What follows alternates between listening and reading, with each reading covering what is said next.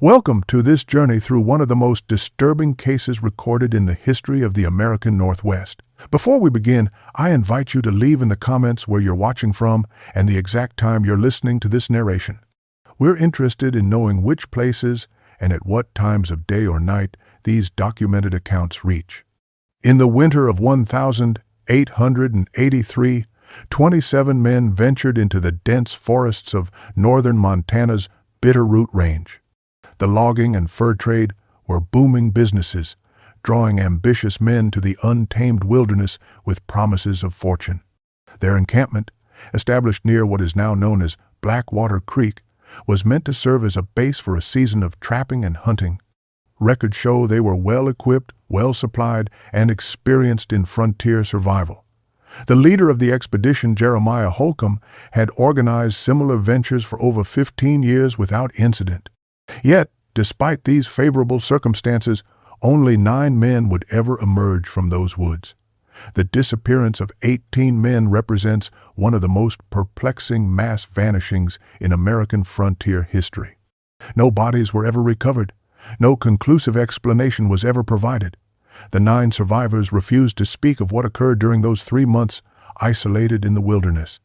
What follows is a reconstruction of events based on fragments of journals, local newspaper accounts, territorial records, and the few testimonies that emerged years later when the survivors believed no one was listening. The official explanation, as recorded in the Montana Territorial Register, dated April 17, 1883, attributed the losses to harsh winter conditions and possible hostilities with native tribes. Yet, weather records from that winter show unusually mild conditions, and the local Salish people had maintained peaceful relations with trappers for decades. Something else happened in those woods, something the survivors worked deliberately to conceal. This is the story of the Blackwater Creek hunting camp and the terrible secret that has remained buried for nearly a century. Mill Creek, Montana Territory was a modest settlement in 1882, consisting of little more than a general store, a sawmill that gave the town its name, 2 saloons, and a scattering of wooden structures that served as homes and businesses. Situated in a valley with mountains rising in every direction, it was a place where men came to seek their fortunes in lumber, furs, and occasionally gold. The settlement's population fluctuated with the seasons, swelling in spring and summer when the passes were clear, thinning as winter approached. But there were those who saw opportunity in the harsh Montana winters when fur-bearing animals grew their thickest coats and commanded the highest prices. Jeremiah Holcomb was one such opportunist. At 53 years of age, he had spent the better part of his life in the territories. Originally from Pennsylvania, he had moved westward as a young man working as a surveyor before establishing himself as an organizer of hunting and trapping expeditions. By 1882, his reputation in Mill Creek and surrounding settlements was well established. He was known as a meticulous planner, a strict disciplinarian, and a man who brought his teams back alive. The Mill Creek Gazette from November 1882 contains an advertisement placed by Holcomb seeking experienced men for winter expedition, 3 months' work, equal shares of profits, previous wilderness experience required. Inquire at Wilson's General Store. According to store ledgers preserved in the Territorial Archives, 26 men were eventually selected from among the applicants. They ranged in age from 22 to 48. Most had previous experience with Holcomb or came recommended by his associates. A few were newcomers to the territory but brought valuable skills or resources to the venture. The expedition was to be a commercial enterprise, primarily focused on trapping fur-bearing animals and scouting potential logging sites for a spring cutting cruise. December 3, 1882. The expedition departed from Mill Creek, 27 men in total, riding in 8 wagons loaded with supplies to last through winter and into spring. Territorial records list their names: Jeremiah Holcomb, Augustus Reed, Samuel Perkins, Thomas Fletcher, William Norton, Benjamin Lewis, Charles Winston, Jacob Miller, Isaac Thompson, Frank Wilson, Daniel Roberts, Joseph Davis, Henry Adams, George Stewart, Edward Collins, Michael Williams, Robert Taylor, John Anderson, James Martin, David Brown, Richard Evans, Christopher Hughes, Paul Mitchell, Peter Schmidt, Frederick Cooper, Howard Griffin, and Eli Watson. 9 would return: Holcomb, Reed, Perkins, Fletcher, Norton, Lewis, Winston, Miller, and Thompson. The rest vanished without a trace. The journey to their chosen hunting grounds took 11 days. They followed established trails, crossing the Clark Fork River before turning northwest into less charted territory. The terrain grew increasingly difficult. Dense forests of pine and fir, steep ridges, narrow valleys cut by swift-flowing streams. According to Holcomb's journal, they encountered no other humans after the 4th day, though they did come across abandoned trapper cabins and the occasional prospect hole where some hopeful miner had tested the ground for gold. On December 14th, they reached their destination, a relatively flat area in a valley where 3 streams converged to form what Holcomb named Blackwater Creek. Due to the dark coloration of the water stained by the tannins from surrounding vegetation, the site was well chosen from a practical standpoint: ample water, natural shelter from the prevailing winds, plentiful game trails visible in the light snow cover, and enough flat ground to establish a substantial camp. They immediately set to work constructing their winter quarters. The men were divided into teams, some cutting timber, others clearing ground, still others beginning the construction of the first cabins. Holcomb's journal from December 15th notes, "Work progresses satisfactorily. All men contribute according to their abilities. Weather holds fair. First cabin nearly complete by sundown. Expect to have all men under proper shelter within the week if conditions remain favorable." By December 21st, the camp was largely complete. 7 cabins, arranged in a rough circle, with a larger central structure serving as mess hall and meeting place. A rudimentary stockade of sharpened logs surrounded the perimeter, not for defense against human attackers, but to keep large predators at bay and to prevent the pack animals from wandering. Standard procedure for wilderness encampments of that era. Holcomb established routines immediately. Men were assigned to hunting parties, trapping lines, camp maintenance, and guard duty on a rotating basis. His journal from this period reveals the methodical mind that had earned him his reputation for successful expeditions, detailed inventories of supplies, records of daily hunting yields, maps of established trap lines radiating outward from the camp, and careful notation of weather conditions. The first 5 weeks passed without significant incident. The men settled into their routines. Trap lines were checked daily. Hunting parties brought in deer, elk, and the occasional moose to supplement their provisions. Pelts began to accumulate: beaver, marten, fox, and the particularly valuable river otter that inhabited the streams. Holcomb's journal entries from this period are mundane, detailing hunting successes, weather conditions, and minor disputes among the men. On January 2nd, 1883, he wrote, "Norton and Schmidt engaged in heated words over a card game, separated them before matters escalated. Otherwise, spirits remain high, trapping lines yielding satisfactory results. Expect first shipment of pelts to be ready by month's end." No indication of the horror that would soon envelop the camp. The men were not completely isolated during this period. According to Holcomb's journal, a system had been established whereby accumulated pelts would be transported to the nearest trading post, a 5-day journey by horseback, where they would be exchanged for additional supplies, and any necessary communications with Mill Creek could be conducted. The first such journey was scheduled for late January, with Wilson and Evans designated as couriers. They never made that journey. January 21st, 1883 marks the first anomaly in the record. Holcomb's journal entry for this date contains a curious note. Reed reports unusual findings along the northern ridge, claims to have discovered abandoned camp. No sign of occupants. Peculiar markings on trees surrounding site. Will investigate tomorrow, if weather permits. The next day's entry is brief. Weather did not permit investigation. Reed, agitated, claims to have heard voices in the forest during night watch, likely overtired, have assigned him to camp duties for 3 days' rest. 3 days later, Holcomb records. Reed continues to speak of voices in the forest, now claims they call his name, have examined him for fever or other ailments. Appears physically sound, but mentally distressed.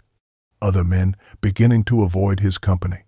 January 26 brings the first indication that Reed's experiences might not be isolated delusions.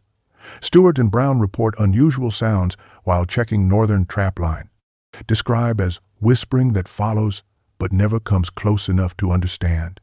Both men of sound character and not given to fanciful notions have instructed all men to travel in groups of 3 rather than pairs until situation clarified.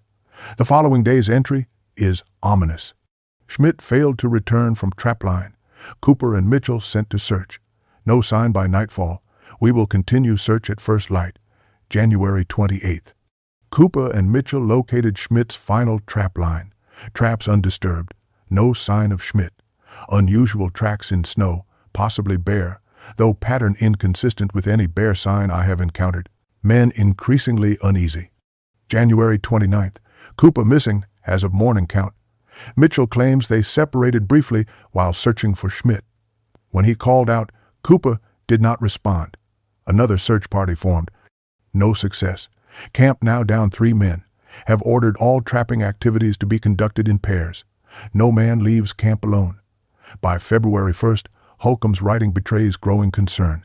Men report sounds from forest during night described as voices without words, likely wind through rock formations, creating unusual acoustics. Nevertheless, have doubled night watch rotation. A pattern was emerging.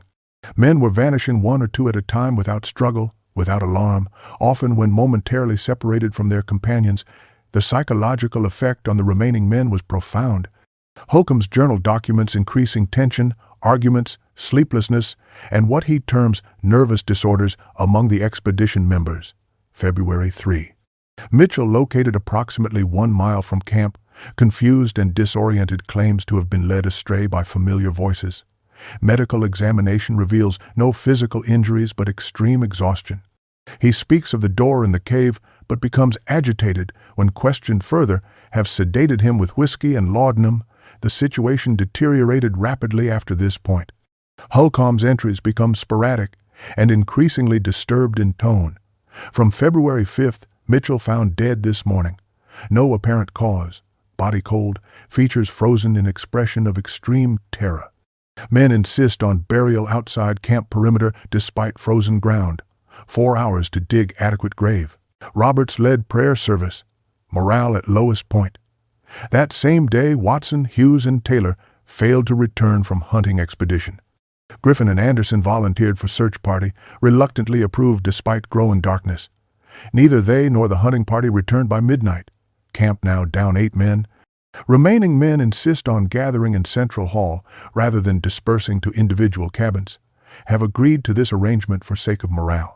A significant gap exists in the journal between February 5th and February 18. When entries resume, they are radically altered in character and content. Holcomb's normally precise handwriting appears shaky, hurried.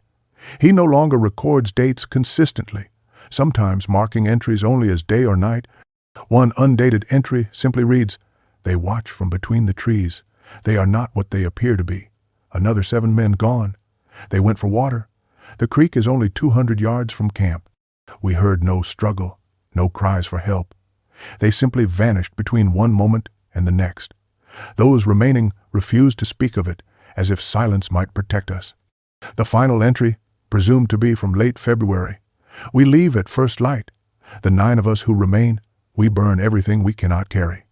We tell ourselves we will reach Mill Creek in 10 days if we maintain steady pace.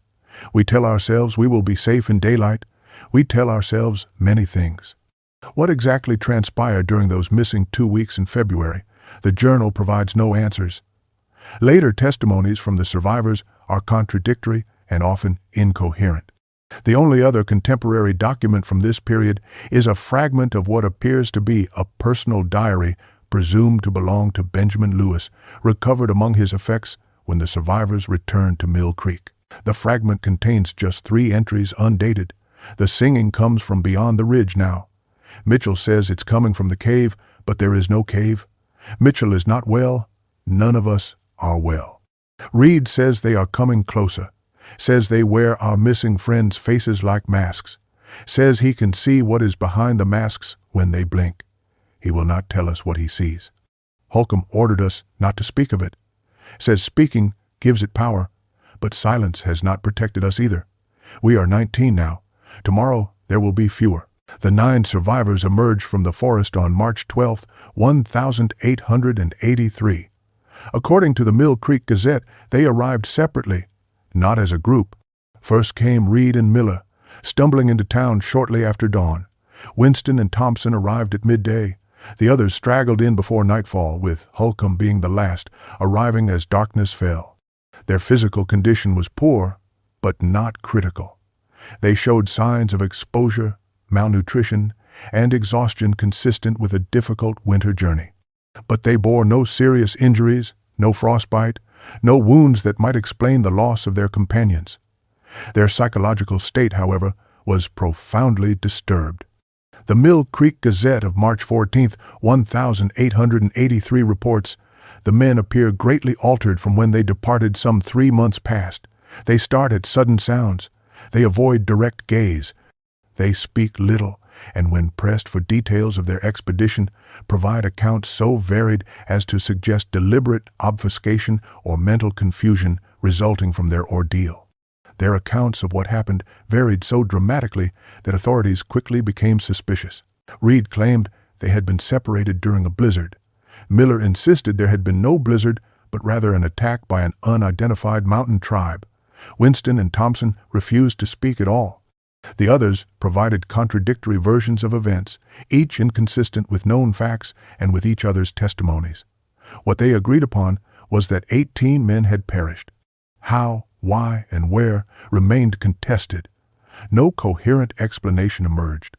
The territorial governor, concerned about possible foul play, dispatched Sheriff James Blackwood, notably the great-grandfather of Theodore Blackwood, who would later investigate the incident to interview the survivors and determine whether criminal charges were warranted. Sheriff Blackwood's report, preserved in territorial records, concludes, "While inconsistencies in their accounts raise suspicions, there is no physical evidence of wrongdoing. The men appear traumatized rather than guilty. I recommend medical attention rather than legal action." Doctors who examined the survivors noted unusual symptoms. Dr. Martin Whitaker's medical report states, "Subjects exhibit extreme aversion to darkness, insist on lamps remaining lit throughout night, react with disproportionate terror to certain sounds, particularly wind in trees or distant animal calls. Several report identical nightmare of being called into forest by familiar voices, recommend continued observation." The territorial governor dispatched a recovery expedition on March 20th, guided by Lewis and Fletcher. According to the official report filed upon their return, they were unable to locate the hunting camp. Both guides appeared disoriented in terrain they should have known well.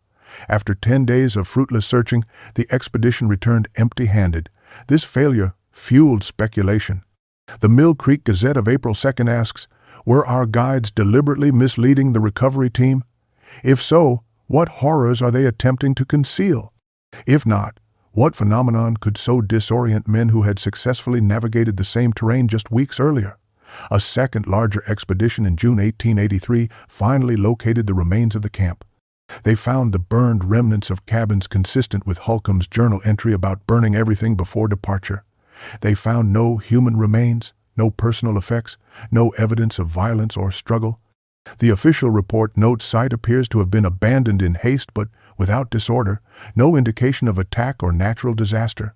The fate of the missing men remains undetermined. This expedition made another discovery, not mentioned in the official report, but recorded in the private journal of Alexander Reynolds, the team's cartographer. Reynolds writes, "Located unusual cave formation approximately 1 mile north of campsite. Entrance partially concealed by fallen timber. Interior walls covered with markings unlike any I have encountered. Not Indian pictographs, not minor symbols, not natural formations. Geometric patterns that seem to shift when viewed from different angles. Expedition leader ordered cave sealed with dynamite after 2 team members reported hearing voices calling from its depths. Detonation successful. Entrance completely collapsed.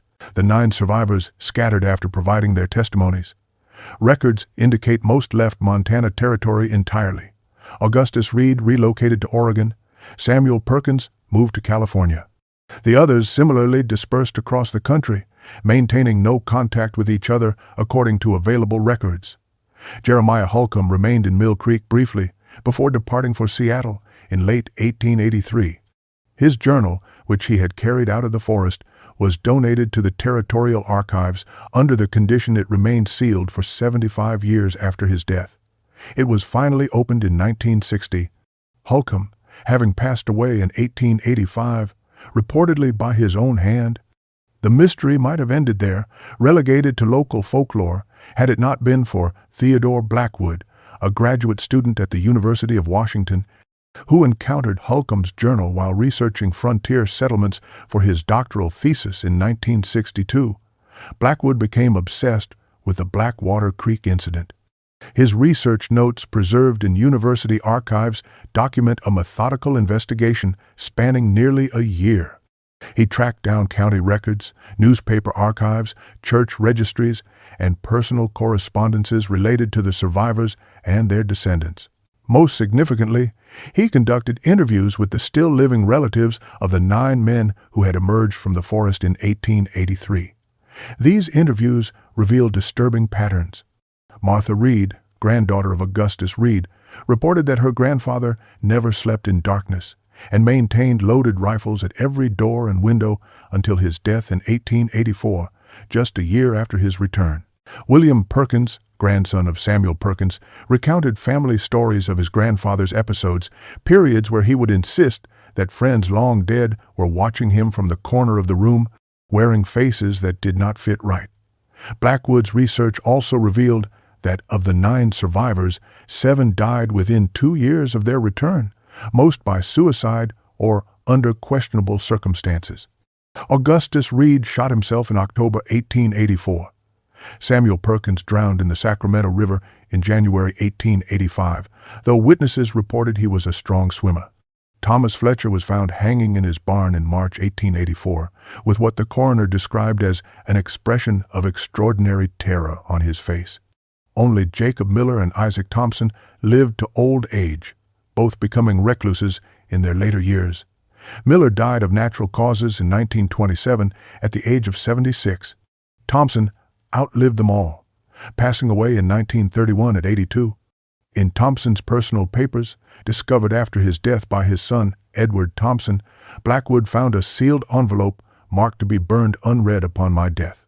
Edward Thompson had retained the envelope, but honored his father's wish not to read its contents. He provided it unopened to Blackwood, who persuaded him that the historical value of its contents justified breaking this promise. Inside was a detailed account of what Thompson claimed had occurred at Blackwater Creek.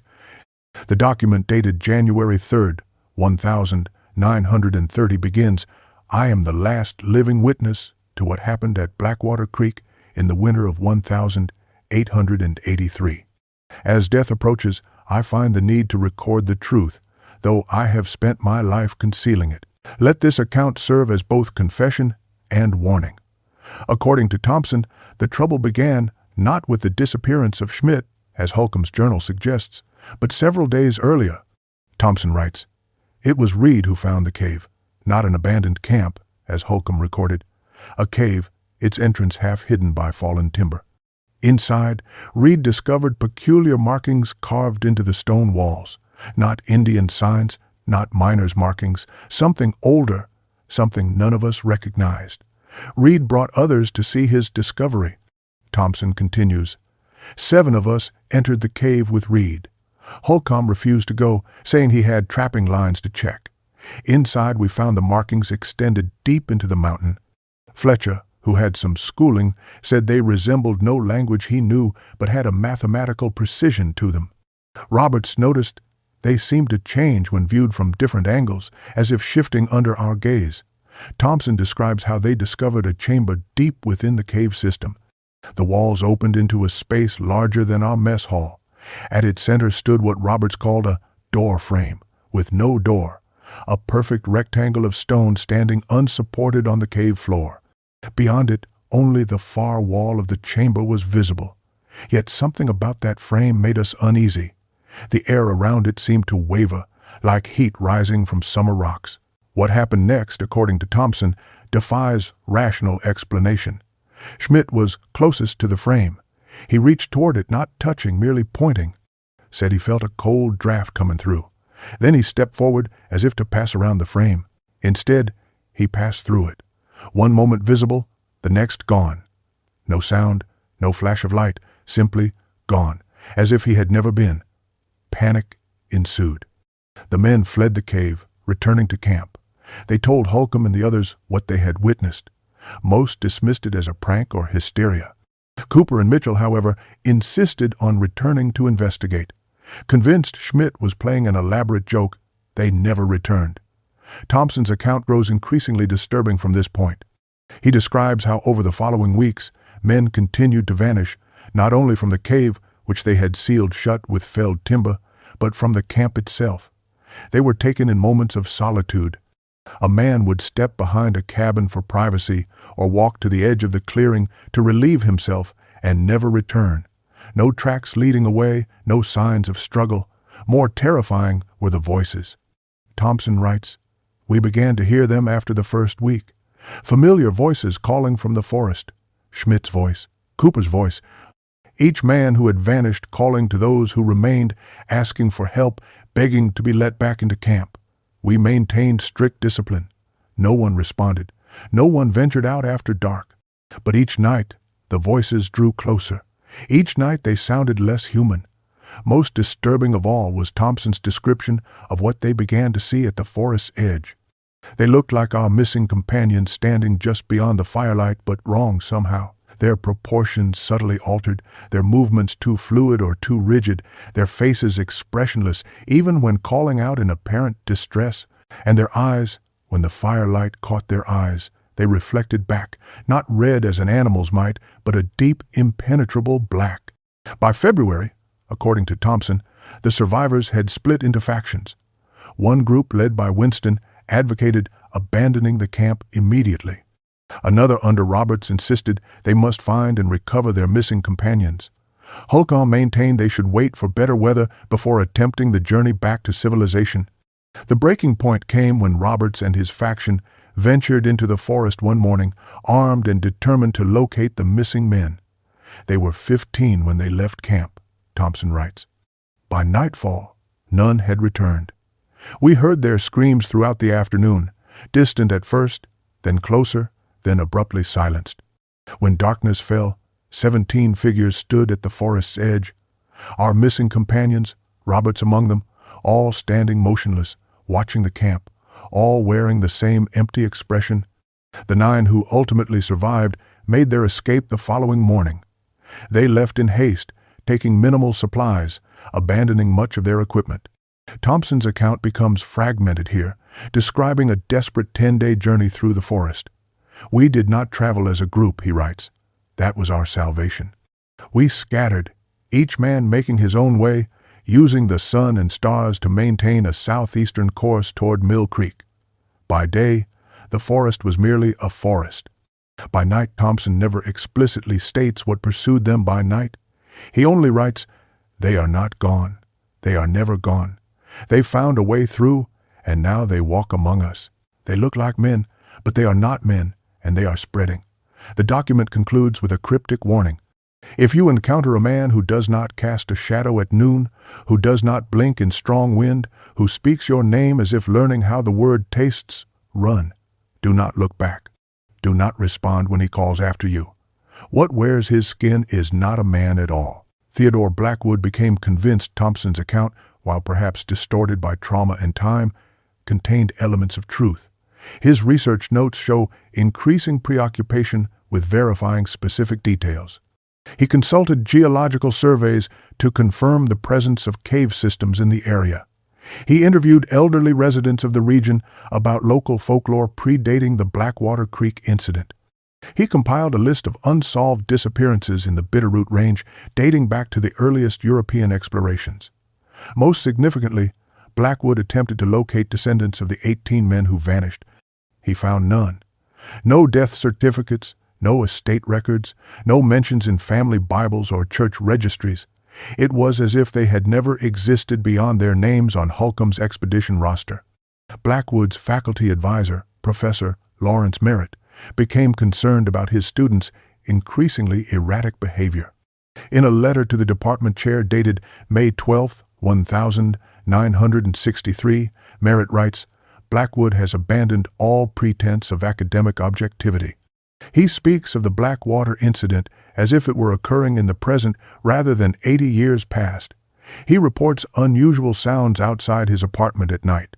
He has taken to carrying a sidearm, claiming it contains silver bullets, though I suspect this is merely a bizarre joke. I recommend a leave of absence. Before any action could be taken, Blackwood departed Seattle for Montana.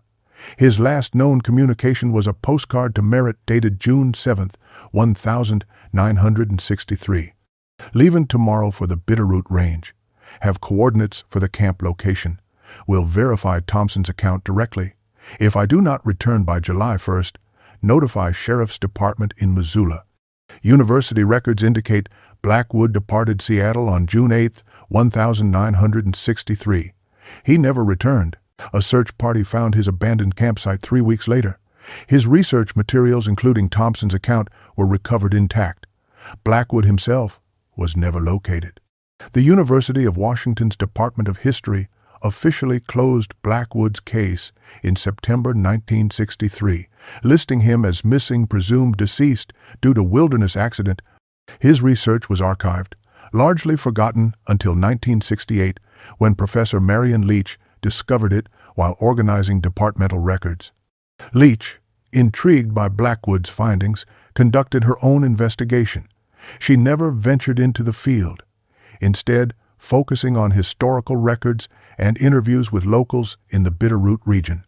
Her research uncovered a disturbing pattern.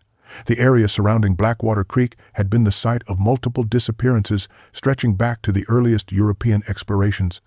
French trappers in the 1822 referred to it as La Forêt qui prend, the forest that takes. Native legend spoke of a thin place where the boundary between worlds could be crossed under certain conditions. Most significantly, Leach discovered that the 9 survivors of the 1883 incident were not the only ones to emerge from the forest that season. Between March and October 1883, 11 strangers appeared in settlements throughout Montana Territory. Men with no history in the region, men who could not or would not account for their origins, men who, according to local records, exhibited peculiar behaviors and mannerisms.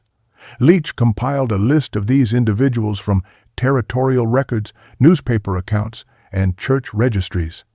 Among them, John Smith, likely an assumed name, who appeared in Helena in April 1883, described in police reports as speaking in a monotone and standing motionless for hours. Arrested for vagrancy but escaped custody, no subsequent record. Thomas Green, who arrived in Butte in May 1883, established himself as a barber. Customers reported he rarely blinked and breathed only when speaking. Shop found abandoned in October 1883. No further record. William Jones, who took a position as school teacher in a small settlement near present-day Missoula in September 1883. School records note his unusual stillness and tendency to watch children without speaking. Disappeared after parents complained of children's nightmares. No subsequent record. The pattern was consistent.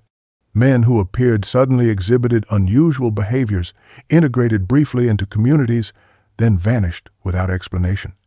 Leach found similar cases in neighboring territories and states in subsequent years, suggesting a gradual dispersal from the original location. Leach's research culminated in a monograph titled Echoes from Blackwater, Displacement and Identity in Frontier Catastrophe. The university declined to publish her work, citing methodological concerns. Leach resigned her position in 1969. Her subsequent whereabouts are unknown. The final document at the University of Washington's archive relating to the Blackwater Creek incident is a letter from Edward Thompson, son of survivor Isaac Thompson, to Professor Leach, dated July 1969. It reads in part, "Your inquiry regarding my father's account has caused me considerable distress. I had hoped the document would remain unread as he wished. Now that its contents are known, I feel compelled to share one additional detail. In his final years, my father became convinced he was being watched. He installed locks on every door and window of his home. He refused to go out after sunset. The night before his death, he called me to his bedside and said, "They have found me at last." The ones who took Schmidt and the others, they wear their faces still, though it's been 50 years. I dismiss this as the rambling of a dying man. Now, having read your summary of his written account, I am less certain. Last week, I saw a man standing across the street from my home. He remained motionless for hours, watching my house. When approached by a neighbor, he identified himself as Peter Schmidt, the name of one of the men who vanished in 1883. The neighbor thought nothing of it, but I remembered my father's stories. "I am leaving town tomorrow. I advise you to abandon this line of research." The Blackwater Creek incident has largely faded from public memory. The area was incorporated into national forest land in the early 20th century. Modern maps no longer identify Blackwater Creek by name. The precise location of the hunting camp and the cave described by Thompson remain unknown, yet occasionally reports emerge from the region that echo elements of the original incident. In 1922, a lumber surveying team of 5 men disappeared while assessing timber resources. In 1947, 3 hikers vanished from a marked trail, their equipment found neatly arranged beside the path. In 1958, a family of 4 went missing during a camping trip, their vehicle discovered with a flat tire at a Forest Service road turnout. Forest Service records from the 1940 through the 1960 document unusual animal behavior in the region.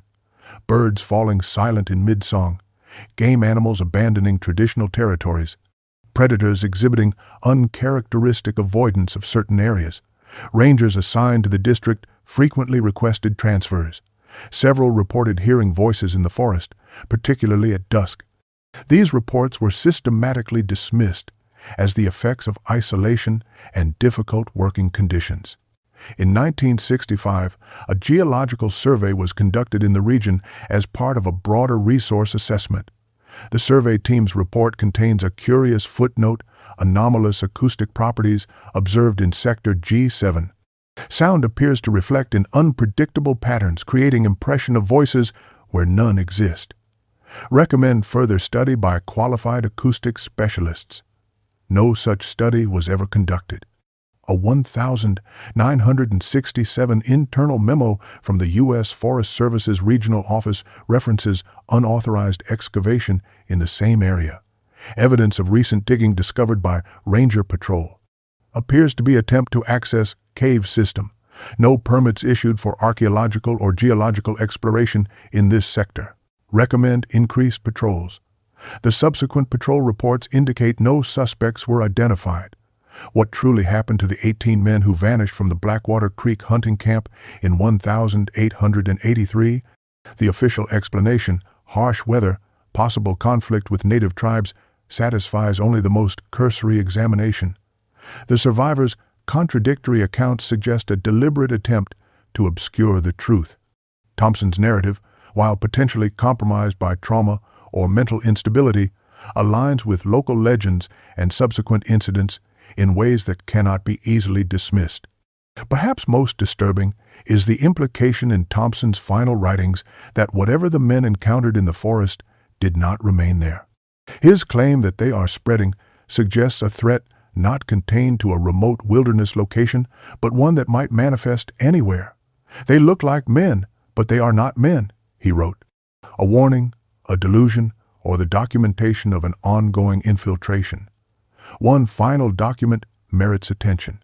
In 1967, during routine maintenance of the Montana Historical Society archives, a staff member discovered a previously uncatalogued letter, apparently written by Jeremiah Holcomb shortly before his death in 1885, addressed to the territorial governor but never delivered. The letter contains a single paragraph. "I write not to confess, but to warn. We brought something back with us, not in our hands or in our packs, but in our minds.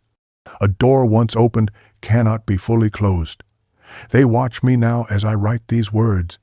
They wear familiar faces: Schmidt, Cooper, Roberts, and the others. They stand at the corners of my vision, patient and expectant. They know I will join them soon. But before I do, know this: they are not confined to the forest any longer. They walk the streets of your towns.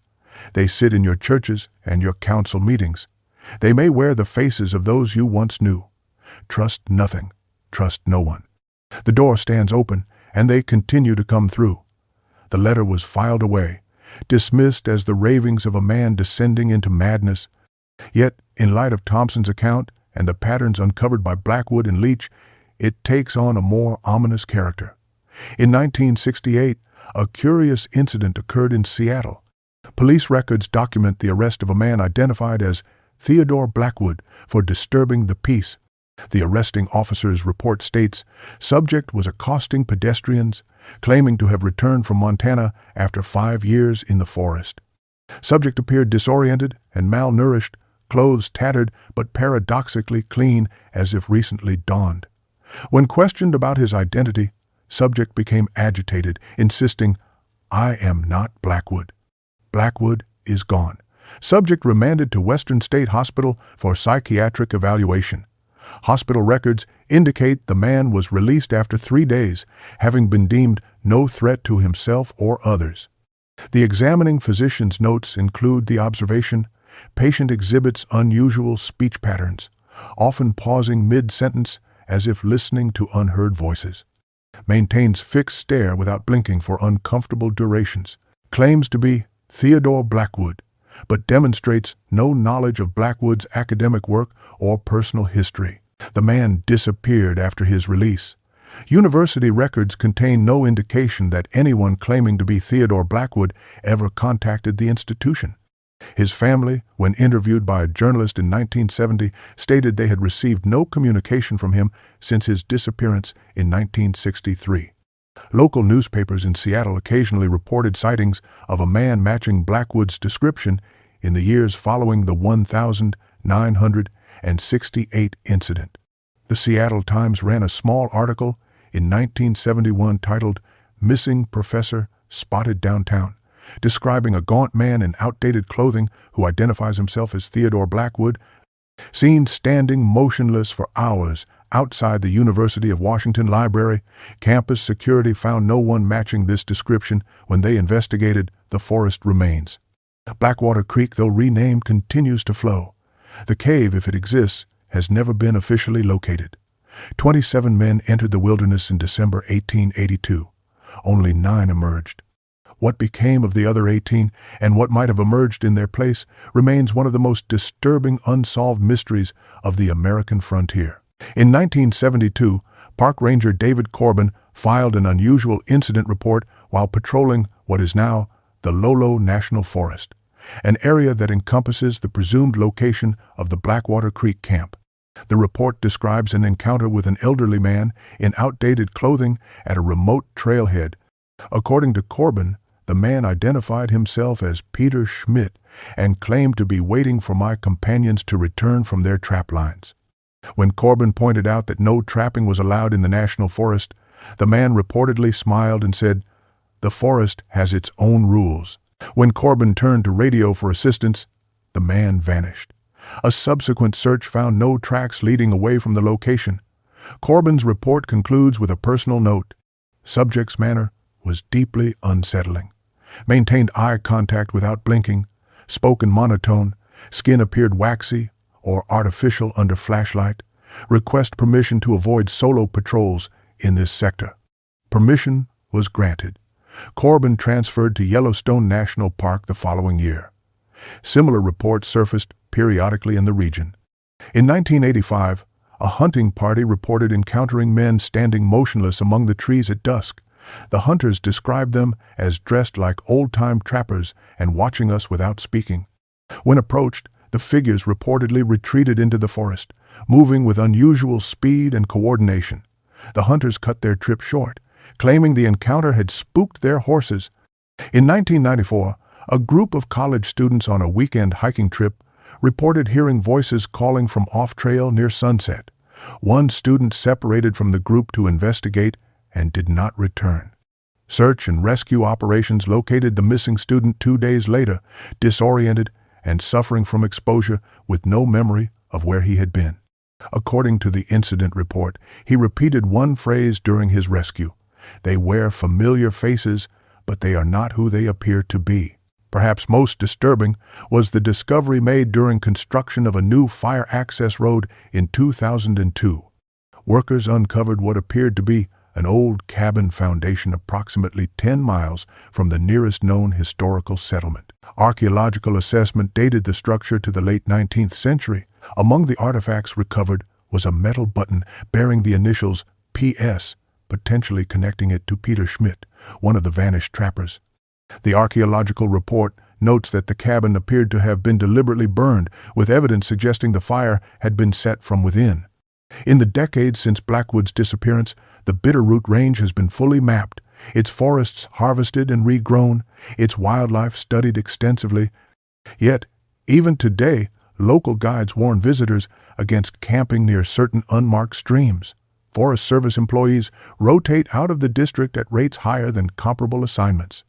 And occasionally, hikers report curious encounters, familiar voices calling from dense undergrowth, figures glimpsed between trees that move in ways that seem almost, but not quite, human.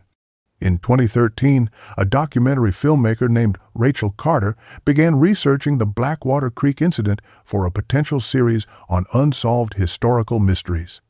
Her production notes shared with colleagues show a methodical approach: interviews with local historians, consultation of archival materials, on-location scouting in the Lolo National Forest. Her final email to her producer, dated September 18, 2013, reads, "Think I've located the actual site of the Blackwater camp. Matches Holcomb's descriptions perfectly. Planning final scout tomorrow with local guide. If it checks out, we'll start filming next week." Carter never returned from that scouting trip. Her rental car was found at a trailhead parking area, locked and undisturbed. Her camera equipment was missing. The guide she had arranged to meet claimed she never arrived for their appointment. Search operations continued for 2 weeks before being suspended due to early snowfall. When they resumed in spring 2014, no trace of Carter was found. 3 months after Carter's disappearance, a strange video was uploaded to her professional YouTube channel. The footage, shaky and partially obscured, shows a densely wooded area at dusk. A woman's voice, presumably Carter, narrates, "Day 3 of solo search. I think I found it." These foundations match the description in Holcomb's journal. The camera pans across what appear to be stone foundations overgrown with vegetation. The narration continues, "There's something else here, some kind of structure not on any of the maps." The footage shows a rocky outcropping with what might be an opening. The camera moves closer, revealing darkness beyond. The narrator's voice grows excited. "This has to be the cave," Thompson described. "The entrance was supposed to have been collapsed in 1883, but here it is. I'm going to take a quick look inside." The footage becomes darker, illuminated only by the camera's built-in light. Stone walls appear, bearing faint markings consistent with Thompson's description. The narrator's voice is now hushed. "These markings, they seem to shift when I look at them from different angles, just like in the account." The camera continues deeper into the cave. The footage abruptly destabilizes, as if the camera operator had stumbled. A brief glimpse of what appears to be a stone structure is visible, rectangular, freestanding in the cave's interior. The narrator gasps. The camera drops, showing only rock floor. Audio continues for approximately 30 seconds. Footsteps, rapid breathing, a distant sound that might be voices, then silence. The video ends with 10 minutes of black screen. Audio analysis reveals faint sounds during this period, occasional footsteps, distant vocalizations that audio experts have described as not clearly identifiable as human speech. The final seconds contain a whispered phrase that has been variously interpreted by listeners. The most common interpretation, "They're wearing our faces now." YouTube removed the video within 24 hours, citing disturbing content violations. Copies exist on various internet archives. Law enforcement investigated the upload, but was unable to determine who had accessed Carter's account. Her case remains open. The 9 survivors of Blackwater Creek carried something out of the forest with them, if not physical evidence, then a secret they maintained until death. Whether that secret was merely the trauma of watching their companions succumb to wilderness hazards or something far more sinister may never be known with certainty. What we know is this: 27 men entered the forest, 9 walked out, and in the years that followed, strange figures appeared in settlements throughout the region. Figures who resembled men, but who, according to those who encountered them, were somehow wrong in ways difficult to articulate. In 2018, a hiker discovered a cairn-like stone arrangement in a remote area of the Lolo National Forest. Beneath the central stone was a metal container, badly corroded, but still sealed. Inside was a handwritten note on deteriorated paper. The majority of the text was illegible due to water damage, but several phrases remained clear. Found the cave again despite the collapse. They continue to come through, wear our faces but cannot perfectly mimic, must recognize them by their stillness, their fixed gaze. I do not trust even familiar faces in the forest. The note was signed T.B., potentially Theodore Blackwood, though handwriting analysis was inconclusive due to the paper's condition. The location was approximately 15 miles from where Blackwood's campsite had been discovered in 1963. The Forest Service employee who first examined the note requested transfer the following week. In his exit interview, he stated only that he no longer felt comfortable working alone in that district.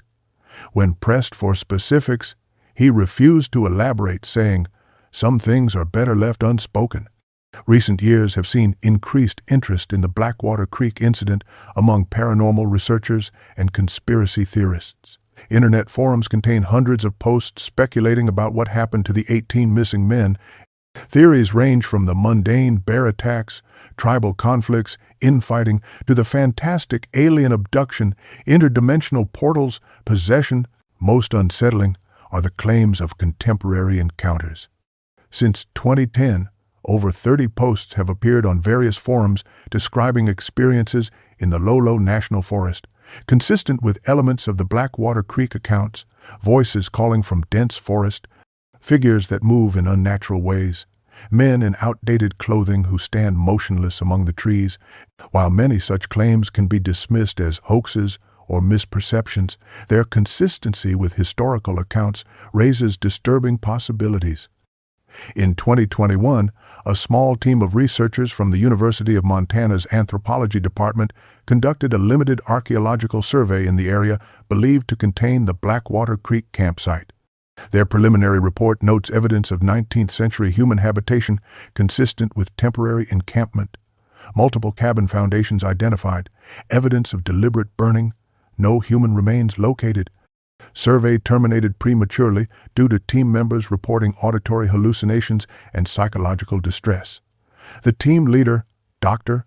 Rebecca Stern, elaborated in a subsequent interview, "Something about that location affected my team psychologically. 3 experienced field researchers, all reporting the same symptoms: voices calling their names, peripheral visual disturbances, profound and irrational dread. I've worked archaeological sites across North America for 20 years and never experienced anything like it. We collected our samples and left. None of us would consider returning. The samples collected included soil from the cabin foundations, fragments of burned wood, rusted metal objects, and stone from a nearby cave entrance. Preliminary analysis of the cave stone revealed unusual properties, microscopic patterns that seemed to shift depending on the angle of observation, consistent with both Thompson's account and Blackwood's notes. Further study was abandoned when 2 laboratory technicians reported headaches and auditory hallucinations after prolonged exposure to the samples. All materials were subsequently sealed and placed in secured storage at the university. Dr. Stern's request for a more comprehensive investigation was denied. The official reason cited was budgetary constraints. Unofficially, colleagues reported that university administrators had received concerning information from federal agencies regarding the site. They may walk among us still. The forest keeps its secrets. The door once opened remains ajar, and somewhere in the dense woods of the Bitterroot Range, the echo of what happened at Blackwater Creek in the winter of 1883 continues to resonate. A warning unheeded, a mystery unsolved, a horror undimmed by the passage of time. In 2022, a hiker reported a strange encounter to Forest Service personnel. While resting at a remote stream crossing, he observed a man in old-fashioned clothing standing motionless on the opposite bank. When approached, the man identified himself as Jeremiah Holcomb and claimed to be waiting for my men to return from their trapping lines. The hiker, unaware of the historical significance of the name, thought nothing of it until he mentioned the encounter to a ranger who recognized the name immediately. A subsequent check of the area found no tracks or evidence of another person's presence. The ranger's report concludes, possible case of mistaken identity or fabrication. Alternatively, witness encountered individual with knowledge of local history engaging in historical reenactment. No further action warranted. The report was filed and forgotten, but the questions remain. What if the 18 men who vanished in 1883 never truly left the forest? What if whatever took their place continues to exist, wearing borrowed faces, mimicking human behavior just accurately enough to pass casual inspection? What if Thompson's warning, "They look like men, but they are not men," was not delusion, but desperate truth? The Blackwater Creek incident offers no definitive answers, only disturbing possibilities. In the absence of conclusive evidence, each of us must decide how much credence to give the accounts of traumatized survivors, obsessed researchers, and modern witnesses. Perhaps the explanation is mundane: the psychological effects of isolation, the unreliability of historical records, the human tendency to pattern match and create narrative from coincidence. Or perhaps something truly inexplicable occurred in those woods, something that continues to ripple outward through time, touching lives far removed from the original event. Perhaps the door Thompson described remains open, a passage between worlds that was never successfully closed. Listen carefully in the silence between heartbeats. Their voices might be calling your name. And if you hear them, if you feel drawn toward the dense shadows between ancient trees, remember Thompson's final warning. If you encounter a man who does not cast a shadow at noon, who does not blink in strong wind, who speaks your name as if learning how the word tastes, run. Do not look back. Do not respond when he calls after you. What wears his skin is not a man at all. For the 27 men who entered the Montana wilderness in 1883, what began as a routine expedition ended in mystery and horror. Only 9 returned, forever changed by their experience. The other 18 vanished into history, or perhaps into something far stranger. Their true fate remains unknown. Their story a disturbing footnote in the chronicles of the American frontier. The forest remains. Blackwater Creek, though renamed, continues to flow. And somewhere in the dense woods of the Bitterroot Range, something watches and waits. Something that wears familiar faces. Something that calls with familiar voices. Something that entered our world through a door that should have remained closed. 27 men entered the forest in 1883. Only 9 walked out. The others, they may be closer than you think.